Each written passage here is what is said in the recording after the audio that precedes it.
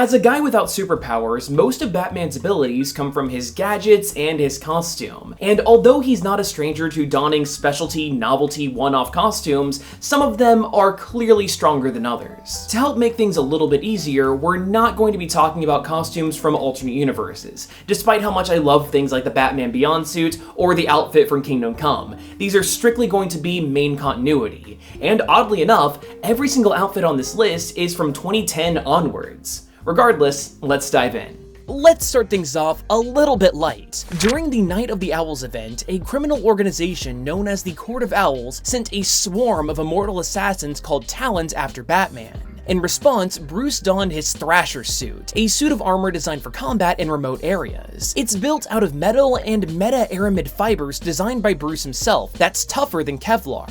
As far as abilities go, outside of clearly increasing his strength, the Thrasher armor was built for withstanding burning heat as well as the freezing cold, and it's also filled with enough oxygen to last for weeks. This suit is also full of projectiles, including this electrifying blade and freezing batarangs that are able to reduce a Talon to a pile of rubble. This armor was clearly inspired by the anti-Superman armor from the Dark Knight series that I already made a dedicated video for, and fun fact, the Thrasher suit was considered over the anti-Superman armor in Batman v Superman as seen by this concept art. Although the Thrasher established that Batman did have an armor for heavier combat, writers decided to give him another one that very same year. This is the Augmentation Suit, another short-lived exosuit for Batman to face off against bigger foes. This time it was for a very forgettable opponent named Terminus. The Augmentation Suit was actually kept under the Batmobile and seems to be a lot more streamlined and flexible than the Thrasher. Alongside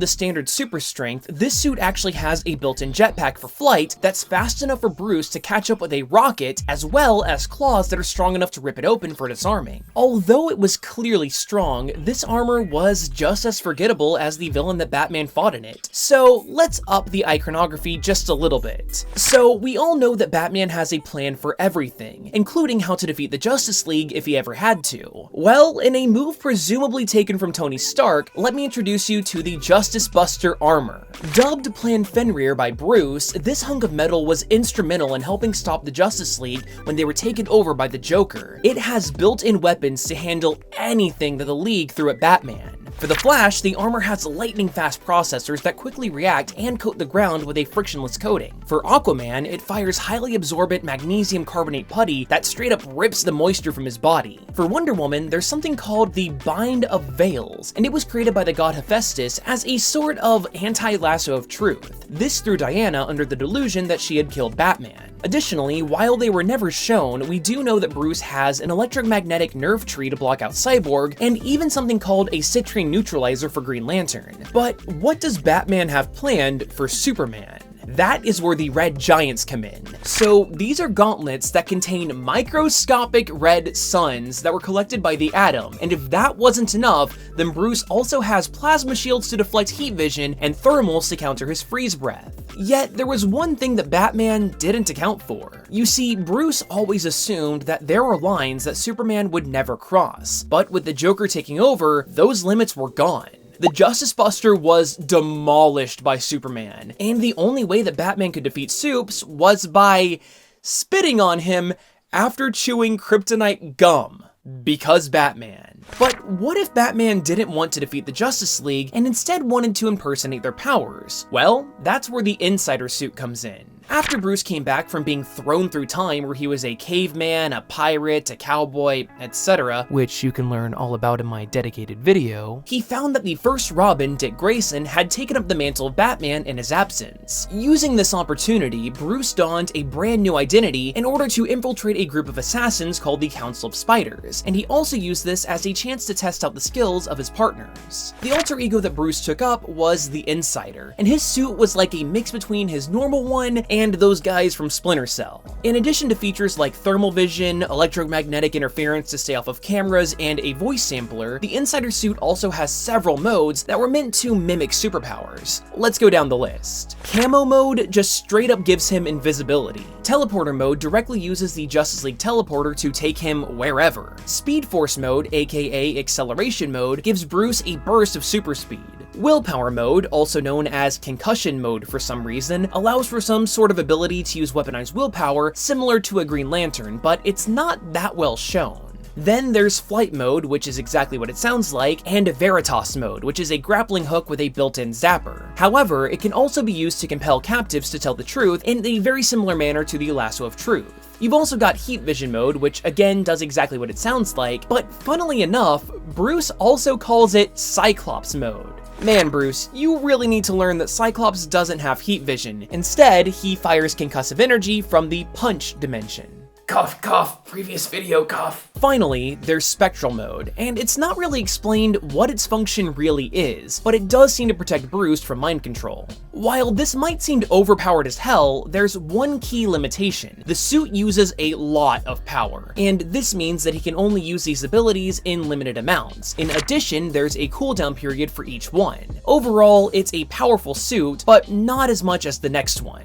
Meet the Hellbat, the strongest Batsuit to ever exist up until very recently at the time of this recording. The Hellbat was forged by the entire Justice League for extreme battle scenarios. It's so powerful that it needed to be kept in the Justice League Watchtower, be activated with a special access code, and even then, other League members can override access. Well, when Bruce's son was killed and his body was stolen and taken to Apocalypse in order to power a giant gun, the League rejected Batman's attempt to go after him, which prompted Batman to pull a Batman and steal the armor. Honestly, we still really don't know exactly what this suit can do. The best description is that it was charged with the distinct but limited powers of Green Lantern, the Flash, Aquaman, Cyborg, and Wonder Woman. However, it does obviously have flight, cloaking, some sort of dissipation power, and energy beams, with Bruce also keeping a mother box on him. What we do know is that this suit lets Batman go up against Darkseid and hold his own for a pretty decent while. My favorite thing is when Bruce channels all of the remaining energy in the suit for one big blast, leaving Darkseid's imprint among the bat-shaped scorch marks. On the downside, the Hellbat's energy capacitor draws from the user's own metabolism, so if it's used for too long, then the suit literally drains their life force. This is pretty intense, which is why Bruce has only used it one other time since fighting Darkseid. But now when it's not in use, Batman instead leaves it in a moon cave. Later on, Superman brought Lois Lane and their son to that very same cave in order to protect them from a Kryptonian police robot called the Eradicator. Lois stumbled upon the Hellbat, and in a desperate attempt to help out, she actually donned it to fight alongside her husband. For her own protection though, Lois actually took one of the gauntlets with her and has been known to bust it out on occasion. It's also through her use that we know that just one gauntlet has the ability to summon the Batmobile and allows her to drive it despite her voice not being a match. Finally, this is the strongest suit that Batman has ever worn, and it is one of the most powerful creations in the entire multiverse. This is the final Batsuit.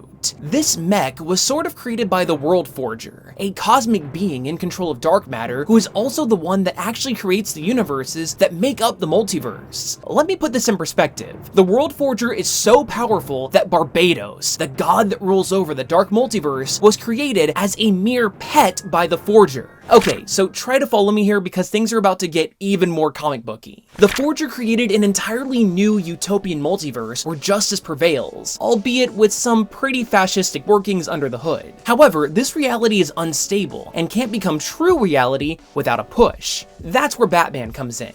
This paradise can't come true unless it is written over the existing multiverse, and that would need to be done by force. The Bruce Wayne of this utopian reality created the Sunbox, complete with a chair made out of Element X, a metal of pure imagination. This is all at the center of the final Batsuit, a mech that looks like it came straight out of Neon Genesis Evangelion, with the ability to see into the true nature of people's hearts and rewrite a person's entire being cell by cell. Surprisingly, our main universe Batman actually understands the necessity for this device and opts to pilot it, although he does try to reason with the Justice League before unleashing the suit's full power. In the end, while Batman does believe that rewriting reality would be necessary, he believes even more so in Superman's ideals of there being a better way, even if he doesn't personally agree with it. So with a punch straight out of Dragon Ball Z, Superman and the Justice League defeat the World Forger and actually extend membership to this cosmic god so that they can work together to forge a better world. I honestly don't know if we can get any bigger than the final Batsuit, but it is Batman, so I'm sure they're gonna do something later on down the road. But regardless, which one of these was your favorite? And if you could create a special armor for Batman, what would it be and what would it do? Let me know down there in the comments. But if you like this video, then why not consider subscribing or even watching another one? And yeah, I know I plugged a lot of videos in this one already, but if you want to know more about Batman going through time where he was a caveman, a pirate, a cowboy, etc., like I mentioned early on, then go give that video a watch, I guess. But anyway, I hope you learned at least a little something new, and hopefully I'll see you next time.